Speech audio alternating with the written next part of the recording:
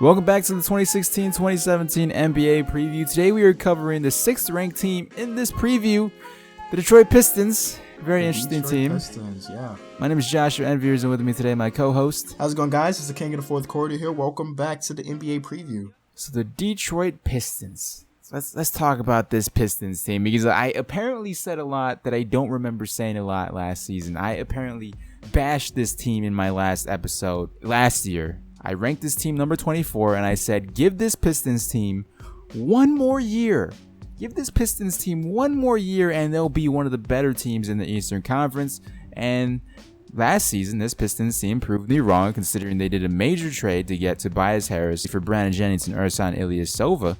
And now that they have Tobias Harris and Andre Drummond and this whole core together for a whole year, this team's going to be very dangerous. And although they did prove me wrong last year by making the playoffs as an 8th seed and getting swept by the Cleveland Cavaliers, they showed a lot of heart, and I feel like now is their next step. And I feel like compared to all the other Eastern Conference teams, this team could be a sleeper in the playoffs. Oh, without a doubt, man. This team looks good. This team looks good. And that's the reason we have them so high. The way Drummond played last season, the way Reggie Jackson played last season, I just figured they're going to build up on those seasons and just bring it all together to be better than what they were. And I'm excited to watch them play, man. Detroit basketball is back. Yeah, finally. Stan Van Gundy, the man that wants to build a wall, he's back, and he's making this Detroit team great again. I mean, if this NBA preview is any indication of that. So I guess you could say this is a very controversial NBA preview episode. I feel like we've had a few so far, but not as much as last year. Last year, man, the Detroit Pistons comment section last year. Don't even go on that video. Don't even read the comments, because oh man. Hopefully this year is a better response, and so far in the NBA preview it has been a much better response. So let's try to keep it that way. So moving on to the offseason moves that this Detroit Pistons team did. Apparently people don't know how to stop Stan Van Gundy, and they just keep helping him build this amazing team around Andre Drummond and kind of do the Magic 2.0. They acquired Ish Smith, John Lure, and Boban Marjanovic, lost Anthony Tolliver, Jody Meeks, and Spencer Dinwiddie, drafted Henry Ellenson at number 18. Offseason looks good. They filled the holes. Looks great, not good. Yeah, you're completely right. From what they lost and what they acquired, it looks beautiful. The way their season was last year, it was Reggie Jackson followed up by Steve Blake. And that just proved the way some of the games ended with Reggie Jackson just being extremely tired because Stan Van Gundy did not trust Steve Blake in crunch time. It just proved that you need a backup point guard, a quality backup point guard, and Ish Smith is that, man. I don't know if any of you guys actually watched him play, because he's played for some bad teams, and you don't want to watch those teams play, but he is blazing fast, dude. The guy is extremely fast, and he's a joy to watch, and I know him being a backup is gonna help him, help the team definitely. So just some really good offseason moves. Great offseason moves. Amazing offseason moves. They got my man, Boban. A lot of bandwagon fans on Boban Marjanovic's little wagon that he had last season. And, I'm letting him go in the wild and become a Piston. And hopefully he has an amazing career with his Pistons or wherever he goes. Enjoy the man. And it's kind of weird that the Pistons keep taking away Spurs backup centers. Aaron Baines, Boban, who's next? Hey, they probably just figured that the Spurs have been doing something right for 18 plus years. Let's just take all their players. I mean, and it's working. They made the 8th seed, and this year I have high hopes for this Detroit Pistons team, and hopefully they don't prove me wrong. One major draft pick that I really enjoyed was Henry Ellenson. At the time, he was projected to be anywhere from to the 8th pick to the 15th pick, and he slipped all the way to the 18th pick. The Detroit Pistons got a steal, and essentially he's a younger version of John Lure, who has, I feel like, a higher ceiling, even though John Lure is pretty young himself. I really like the draft picks, really like the acquisitions they acquired, and what they lost wasn't that bad. It was overall like an A+ for this Pistons team offseason wise. Yeah, Henry Ellenson actually is going to fit in pretty well in Detroit. The way Stan Van Gundy has done it for years, this is dating all the way back to when he was the head coach of the Orlando Magic when they got to the finals. I still can't believe that actually happened with that roster. He has always had a dominant big In that case, it was Dwight Howard. Now he has Andre Drummond, who I guess he's probably not dominant at this point, but he just gets better and better every season. Whoa. If I learned anything from last year is don't call Andre Drummond not dominant because you'll have death threats. So don't do that. I'm trying to save you here. Is that right? Andre Drummond is amazingly dominant. Just looking at his third-year stats compared to Dwight Howard's third-year stats. Trust me, I know this because I got it all in the comment section saying that. So Andre Drummond, very dominant center. He's a top 3 center in the league. Is that good enough? I don't know. I guess we're gonna have to wait and see. But the way it has been working is they have a dominant big. I'll stay with dominant big. There you go. Good job. And then a stretch 4. In Orlando, it was Rashad Lewis, and it worked out well. Made it all the way to the championship. In this case, it's going to be John Lure, Henry Ellison, or probably Tobias Harris, who's probably not the best 3-point shooter. But they just stretched the floor. Very underrated player, Tobias Harris. Yes. Marcus Morris too. He ran a lot of minutes last season, and he proved his worth. So I really liked Marcus Morris and Tobias Harris.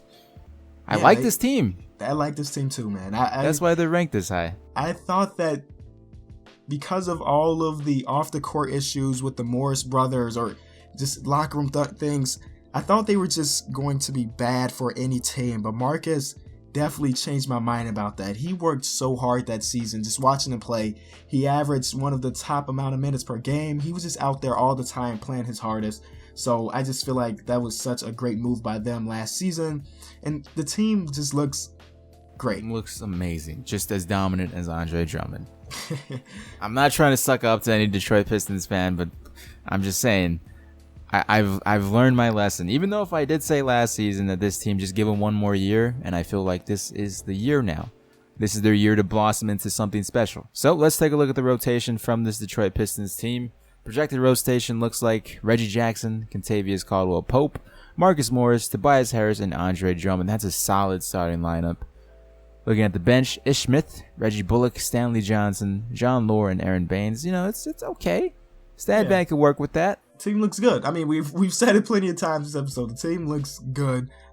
Filled the holes, as we mentioned, point guard, power forward, backup power forward spot, and a backup center, I guess. It just looks good on paper. I'm just hoping that it translates to the court. I mean, they got a really good coach in Stan Van Gundy, so I don't know how this can go wrong other than an injury, but I'm not gonna say that that's gonna happen. So it just looks good. They have a full season to gel with each other, and I expect big things from this Detroit Pistons team. One kind of question is their backup shooting guard. You know, Reggie Bullock, he's a nice 3-point shooter, but he hasn't really been able to get any minutes, and hopefully this season he's finally able to play. Stanley Johnson, you know, coming off the bench. A lot of people projected him to be starting last season. A lot of people killed me saying that he would not be a starter last season. And, well, here we are now, and he's not starting, so... You know, that's all I'm saying. Oh, man, they just got to realize he's still very, very young. That was his rookie year. Yeah. People project these rookies to be amazing. Wow. And the first year, like, casual NBA fans have this mindset where they feel like every first-round draft pick should produce for their favorite team, and that's not what's realistic. You know, these guys are thinking with their hearts and not seeing the bigger picture of a team and looking at all the depth that each certain individual team has. Right. Maybe, like, 1 or 2 out of every few years. But normally rookies aren't the guy stepping up into the starting rotation and leading this team somewhere promising. Him coming off the bench is just gonna help him. Is gonna help him just as much, especially since his team team looks to be great. So you can only build on those type of things. Being around good players, being around a good coach. Him coming off the bench is probably just as good for him as coming off being a starter. Yeah, I like it. Lastly, moving on to the projections of this Detroit Pistons team. Last year they went 44-38. Over, under, where do you see this team being? I think you might know mine. I think we're in agreement because I'm going to go over. Team just looks so good. Offseason was great for him. I'm going to go over. You said they won 44 games, right? 44 games. I can see them getting 46, 48 this season, and that's me being safe. But I can, if they got more than that, I would not be surprised. Yeah, I easily see this team winning 48 games. I mean, 4 more than last season, that's a mission accomplished, especially now with Tobias Harris being there for a full year. An actual backup point guard. They have some nice depth at that center position as well. So, at max, I see this team maybe surpassing 50. I wouldn't be surprised if this team surpassed 50 wins. I mean, last year, only 2 teams in the East, which we have yet to mention, passed 50. And I feel like this team, they could reach 50. Yeah. They definitely can reach 50. So it's very, very interesting to see what happens with this Detroit Pistons team. Hopefully I'm not overselling them, and hopefully I'm not underselling them. So with that said, if you agree with us, let us know in the comment section below. Along with if you disagree with us, let us know as well. We're eager to hear all the Detroit Pistons chatter, and I'm not trying to make it up from last year, but I recognize, real recognize real. That's how the saying goes. I recognize what this Pistons team is doing now. Even though if I did say last year, give them one more year, and now the one more year's up, and they're hopefully able to accomplish big things. So we'll see how that goes. So if you enjoyed, leave a like on this video. It really helps the channel grow and the series as well. We put a lot of time and effort into it. All the social medias for us will be in the description as well. That said, any last words? No, thank you guys so much for watching. Be sure to be looking out for the next episode, which is tomorrow. Top five. It's getting good, guys. It's been good. It's getting better, though. Yeah, good teams on the way. So we'll talk to you then.